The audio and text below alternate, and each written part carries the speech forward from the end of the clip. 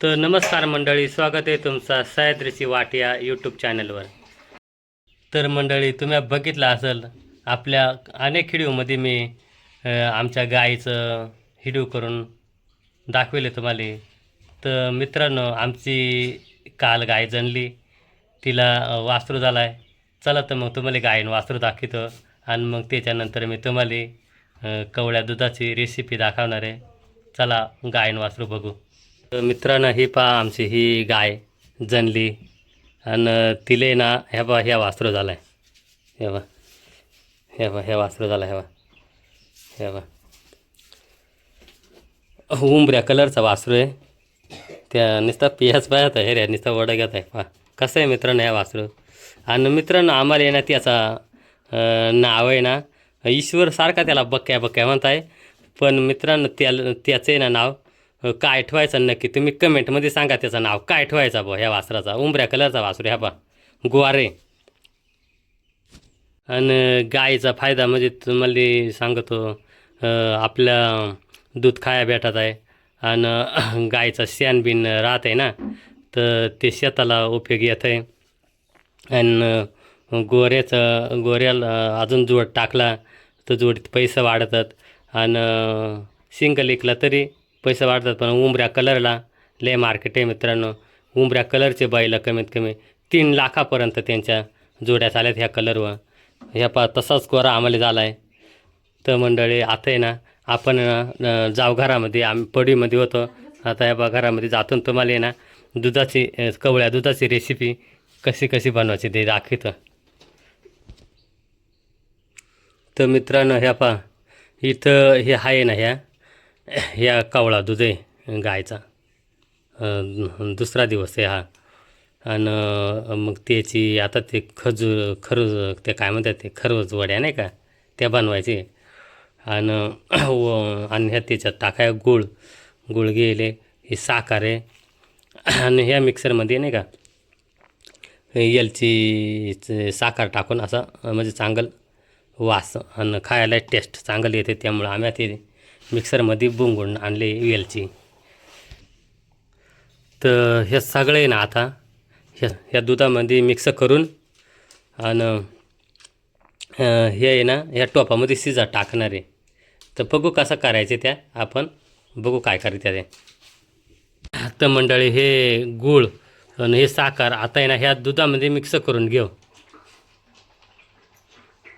तर ह्या पहा मंडळी, आता आहे ना गूळ टाकला. गूळ टाकून साखर सगळं टाकून आता त्याला हलवून घ्यायचे. ते एवढं खायला ठेवलं आहे, ते नाही टाकायचा का? टाकायचे का?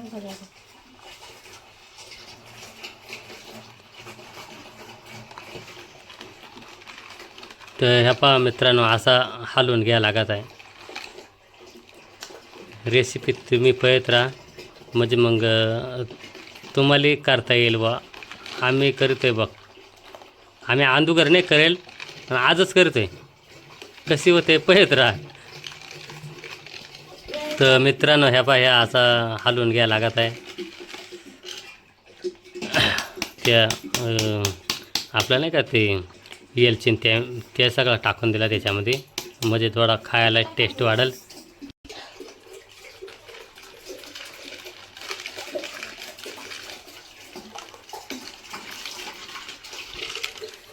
हे पार साखर आणि ते गूळ टाकले ना, ते पार इरगाळून घ्यायला पाहिजे. म्हणजे त्याच्यात ते गुळाचं खडं पार त्याचं असं मिक्सर पार एकदम पाणी झाला पाहिजे. म्हणजे रेसिपी चांगलं होईल. चवीनुसार दूध जेवढं त्याच्या चवीनुसार असं हे गूळ साखर टाकून मिक्स करा चवीनुसार तुमच्या, म्हणजे मग खायला मस्त लागेल. मित्रांनो, हे आहे ना कवळ्या दुधाचं नाही का खजूर, म्हणजे पनीरसारख्या वड्या बनणार आहे. म्हणजे मग त्या पयत्रा कशा पनीर वड्यांसारख्याच वड्या बनतील. ह्या कवळ्या दुधाच्या खजूर वड्या म्हणतो आम्ही. तर मित्रांनो, ह्या रेसिपीसाठी नाही का ह्या पा हा टोप घेतला आहे. त्याच्यामध्ये पाणी आहे. त्याच्यात परत हा कुकरचा डबा आहे ना, तोही भरून पाणी ठेवला आहे बा असा.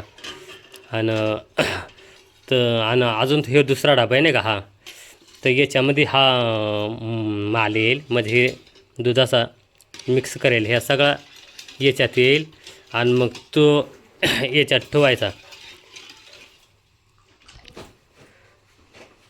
तर ह्या पा आता याच्यामध्ये ह्या डब्यामध्ये ओतायचं, ओतून घ्यायचे. ह्या बा ह्या बा असा ओतून घ्यायचा. ह्या बा ओतून घे. आता हा म्हणजे जेवढा बसेल तेवढाच ओतायचे. आणि मग हा डबा, ठेवू का? तर हा डबा ह्या बा ह्याच्यामध्ये ठेवून घ्यायचा. आलाद सांडून नाही द्यायचा, एकदम व्यवस्थित ठेवायचा. हा बा असं ठेवून द्यायचा, एकदम बरोबर बसला पाहिजे असं, नाही तर मग सांडल जरा द्या ना मित्रांनो. तर मग ह्या बा आता व्यवस्थित ठेवून घेतला आहे. आणि त्याची वय ना आता आहे ना, ह्या बा एक गॅस पेटून घेतला आहे बा. ह्या बा गॅस पेटून घेतला आणि आता हा टोप असंच उचलून याच्यावर ठेवायचं. ह्या बा असंच उचलून ठेवला आणि मग आता याला आहे ना झाकून ठेवायचे. हे बा असं झाकून ठेवली प्लेटनावरून आणि त्याच्यावर आता ह्या टोपावर दुसरी प्लेट ह्या बा अशी बसली. तर मग आता आहे ना याले ना 5-10 मिनटे ना चांगलं ह्या करू बघू. मग त्याच्यानंतर डबल उचलून बघू कसा झाला आहे, मग बघू कसा होत आहे. मंडळी 10 मिनटाच्या ऐवजी 15 मिनटं झालं. आवाज ऐकू येतो का तुम्हाला? हे बा शिजत आहे आतमध्ये. आता उचकून पाहू आपण.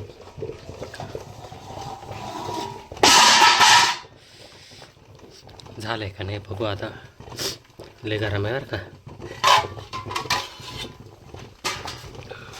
हे बा असं झालंय,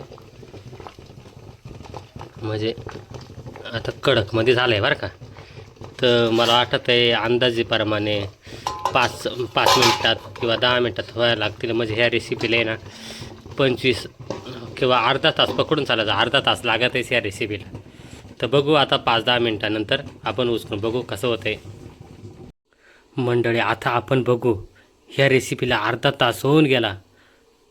बघू आता शिजले का नाही.